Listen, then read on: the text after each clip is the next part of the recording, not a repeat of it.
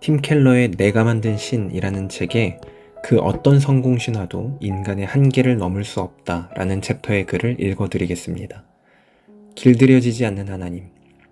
나아만의 아내가 부리던 여종이 나병을 앓던 나아만에게 한 이스라엘의 위대한 선지자를 소개했습니다. 그 이야기를 들은 나아만은 지푸라기라도 잡는 심정으로 이스라엘로 떠났습니다.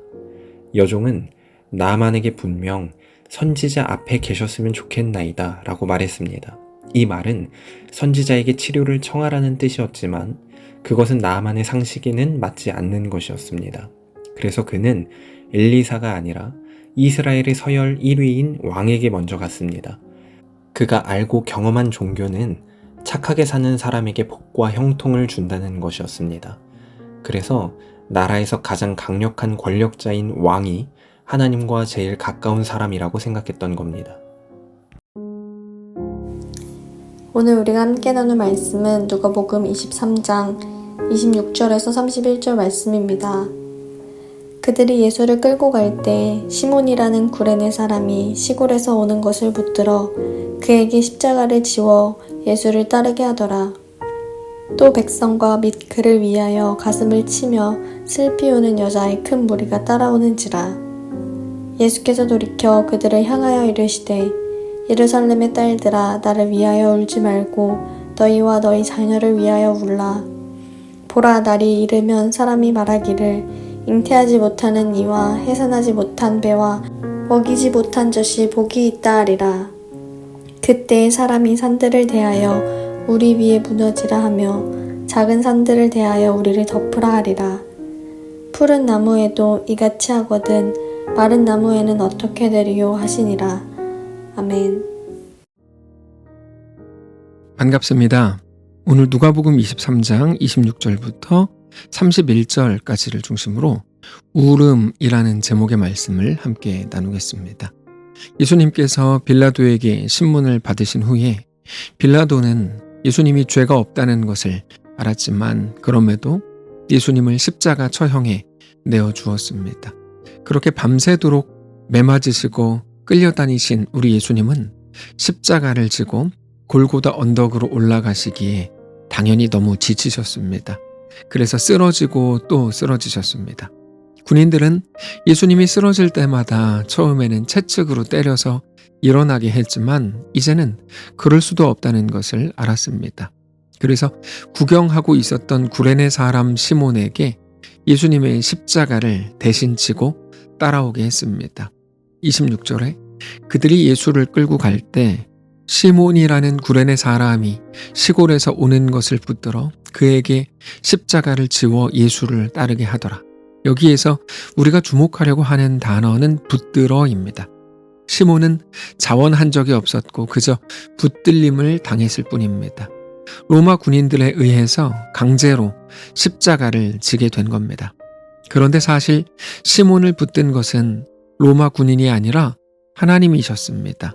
로마의 군인이 폭력적으로 시몬을 잡은 것처럼 보이지만 하나님의 계획과 사랑과 이끄심으로 시몬을 초대하신 겁니다. 우리는 자주 우리 스스로가 모든 것을 결정했다고 생각합니다. 나는 어떤 이유 때문이었다. 가령 기독교인이 착해서, 교회가 편안해서, 기독교의 가치관이 마음에 들어서 등등 나는 어쨌든 내가 그렇게 기독교를 선택했다. 역시 내가 예수를 믿은 건 정말 잘한 일이다. 이런 식으로 생각하고 말합니다. 그런데 하나님을 믿은 그 어떤 것도 우리 스스로의 결정이 아니었다는 것을 알아야 합니다. 우리를 부르시고 반응하게 하시고 우리를 이끄실 뿐 아니라 우리를 완성하시는 분은 오직 하나님 한 분이시라는 것을 알아야 합니다. 하나님의 주도적인 이끄심과 초대로 우리는 하나님의 자녀가 된 겁니다. 그렇게 힘겹게 걸으시는 예수님을 보면서 그때 어떤 사람들이 슬퍼하면서 울었습니다.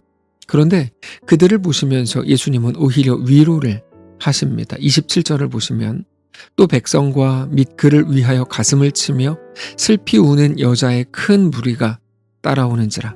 예수께서 돌이켜 그들을 향하여 이르시되 예루살렘의 딸들아 나를 위하여 울지 말고 너희와 너희 자녀를 위하여 울라. 보라 날이 이르면 사람이 말하기를 잉태하지 못하는 이와 해산하지 못한 배와 먹이지 못한 젖이 복이 있다 하리라. 예수님은 예수님을 위해 울지 말고 너희와 너희 자녀를 위해 울라 이렇게 말씀을 하시는데, 사실 우리는 여기서 조금은 냉정하게 이 내용을 잘 보아야 합니다. 예수님이 십자가로 향하여 가실 때 사람들이 울었지만 그들이 울었던 이유는 그저 예수님이 힘들어 보였고 안쓰러웠기 때문입니다. 결국 예수님이 너무 불쌍하게 보이고 애틋해 보이고 짠해 보이니까 울었던 겁니다. 그런데 우리 예수님이 안쓰럽거나 불쌍한 게 아니고 오히려 너희의 현실과 너희가 받아야 될 심판을 너네는 지금 바라봐야 된다, 이렇게 말씀을 하십니다. 여러분, 복음은 감정적인 슬픔이 아닙니다. 우리가 예수님의 십자가를 생각할 때, 특별히 지금 고난주간을 지나고 있는데 각자의 인생 속에 있는 고난주간을 지나갈 때 얼마나 아프셨나라고 말할 수 있지만 그건 절대로 십자가의 본질이 아닙니다. 우리는 십자가라고 하는 잔인한 고통 때문에 놀라고 예수님을 안쓰럽게 바라보아야 하는 게 아니라 우리의 존재, 우리의 실존을 정직하게 바라보아야 합니다. 예수님이 가시는 십자가 죽음, 골고다의 길은 예수님이 고통을 당하시는 게 본질이 아닙니다. 우리가 죽어야 될 죽음, 우리가 당해야 될 심판이 어떤 건지를 알게 되고 유일한 구원자이신 예수님께 그러므로 나아가게 되는 것이 그 본질이기 때문입니다. 예수님은 단순하게 억울한 죽음을 당하시는 게 아니라 우리가 당해야 될 하나님의 진노를 감당하고 계셨던 겁니다. 그래서 예수님께서는 너희와 너희 자녀를 위해 울라 이렇게 말씀을 하신 겁니다.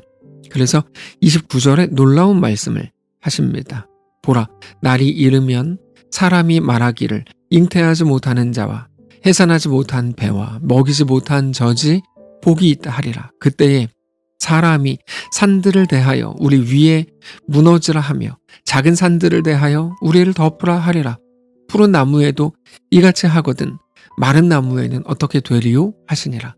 여러분, 이 말은 유대인들에게 정말 충격적인 말입니다. 당시 문화에서는 여성이 자녀를 많이 낳고 양육하는 것을 가장 큰 복이라고 생각했습니다. 그런데 예수님은 그렇게 여겨졌던 복의 가치가 뒤집히는 날이 온다, 이렇게 말씀을 하고 있는 거죠. 예수님의 시선은 단지 오늘의 고난이 아니라 영원한 심판을 향해 있었기 때문입니다. 우리가 그래서 고난주간을 그저 얼마나 아프셨나라고 하면서 감성적인 접근, 예수님의 억울함, 종교 지도자들과 로마의 잔인함, 이런 것들에 집중하고 있다면 그건 정말 고난주간을 잘못 이해하고 있는 겁니다. 예수님께서는 너희 자신을 봐라, 너희의 자녀들을 봐라, 지금 울어야 되는 건 나의 고난 때문이 아니라 너희의 죄와 현실 때문이다 라고 말씀을 하시는 거죠.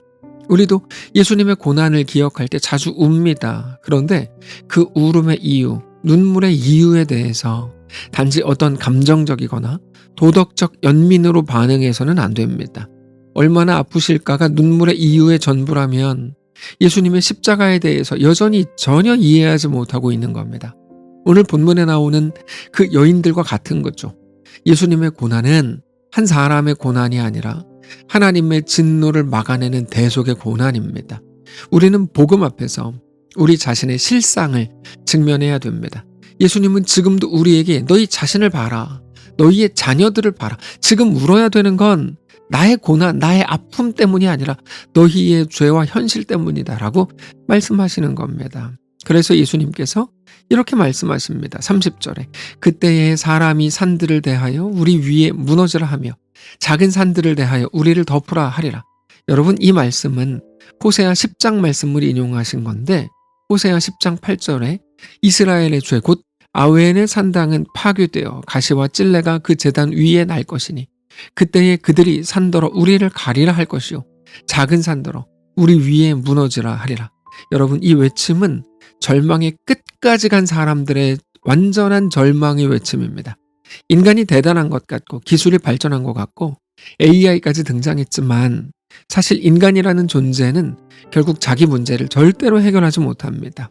그렇게 볼 때 모든 인간은 다 똑같습니다. 돈이 많건 능력이 있건 외모가 출중하든지 대단한 위인처럼 보이고 거대해 보이는 누구라고 하더라도 모든 인간은 결국 마지막에 이르게 됩니다. 차라리 죽고 싶다. 이게 마지막입니다.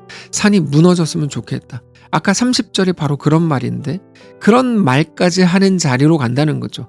그 외침은 하나님 없는 존재가 끝내 마주하게 되는 자기 인정입니다.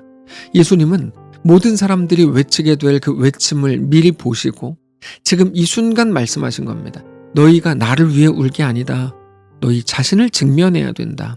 우리 예수님께서는 그것을 위해서, 우리를 위해서 대책 없고 답 없고 그럴듯한 모습으로 꾸미면서 살고 있긴 하지만 실상은 어디에도 소망이 없는 우리 모두를 위해서 지금 십자가 죽음으로 걸어가고 계셨던 겁니다. 그래서 고난주간의 주제는 절대로 얼마나 아프셨나일 수 없습니다. 우리 자신을 직면하라고 말씀하시는 우리 예수님의 이 음성 앞에 우리는 담대하게, 담담하게 서야 되는 겁니다. 그래서 31절에서 말씀하시는 이 말씀이 예수님의 십자가를 가장 정확하게 보여주는 구절입니다. 푸른 나무에도 이같이 하거든 마른 나무에는 어떻게 되리요 하시니라. 예수님은 예수님 자신을 푸른 나무로 비유하시죠. 죄 없으신 분, 하나님의 아들, 생명의 나무이신 그분에게도 이런 고난이 임한다면 죄 많은 우리 바싹 메말라버린 나무인 인류에게는 어떤 심판이 임하겠느냐는 경고입니다. 우리의 실상을 보여주고 우리를 오늘도 십자가 앞으로 세우시는 예수님의 이 말씀을 여러분 우리는 꼭 기억해야 합니다. 오늘은 예수님이 십자가에 못 박히신 금요일입니다. 오늘 우리의 삶을 말씀을 통하여 온전히 바라보게 되시기를 원합니다. 예수님은 지금 십자가를 향해 걸어가고 계십니다. 그 고난의 길에서 그는 여인들의 눈물을 바라보셨어요. 그러나 그 눈물 앞에서 예수님은 울지 말라고 하십니다. 오히려 너희 자신을 위해 울라고 하십니다. 우리가 십자가 앞에서 눈물을 흘리고 울어야 한다면 그 울음은 고난당하시는 예수님에 대한 연민과 감정적인 눈물이 아니라 우리의 실존, 결국 어떤 것에도 소망이 없고 어디에도 가능성이 없는 우리 자신을 보고 알게 되는 울음이어야 하는 겁니다. 그리고 그 울음은 결국 예수님을 통해서 위로받고 소망을 붙드는 눈물이 되어야 하는 겁니다. 오늘 예수님의 이 말씀을 기억하십시오. 울지 말고 나를 봐라. 그리고 너의 삶을 봐라. 내가 가는 이 길이 너희를 위한 길이다. 그 음성 앞에서 오직 하나님만 나의 소망이시고 나의 전부이심을 정직히 고백하고 그렇게 하나님만 나의 구원이셨음을 깨닫는 소중한 오늘이 되시기를 원합니다. 기도하겠습니다. 살아계신 하나님 감사합니다. 하나님이 우리를 구원하신 것, 우리 유일한 구원자가 되신 것을 기억합니다. 이 땅에서 소망을 찾을 수 없었던 우리 모든 인생 가운데 우리에게 예수 그리스도를 보내주시고 그렇게 구원하시니 감사합니다. 온전히 하나님의 역사를 바라보고 하나님의 일하심을 기대하고 하나님 앞에 나아가 순복하고 굴복하는 사랑하는 모든 성도들이 되게 하시옵소서. 감사드리며 살아계신 우리 주 예수님의 이름으로 기도합니다. 아멘. 사랑하는 성도 여러분, 하나님께서 오늘 하루를 우리에게 허락하셨습니다. 믿음으로 우리 주께 나아가시기를 원하고 우리가 있는 모든 자리에서 하나님을 더 사랑하고 하나님께 온전히 엎드리는 거룩한 날 되시기를 바랍니다.